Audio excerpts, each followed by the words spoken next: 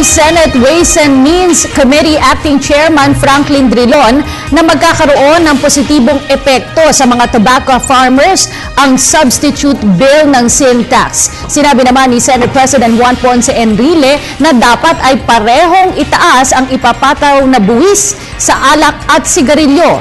Narito ang ulat ni Bianca Piedad via phone patch. Bianca? Magandang gabi, Kathy. Tinalakay nga sa pagpapatuloy ng debate sa sin tax ang merito ng substitute bill ni Senate Committee on Ways and Means Acting Chairman Senador Franklin Drilon sa kabuhayan ng tabako at ekonomiya ng bansa.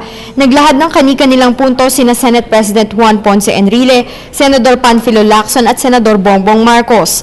Ayon kay Enrile, kung totoong panukalang batas ito para sa kalusugan, dapat lang na parehong maging mataas ang ipapataw na buwis sa alak at sigarilyo. Kinwestiyon naman ni Senador Marcos ang diferensya ng itataas na porsyento sa sin tax kada taon.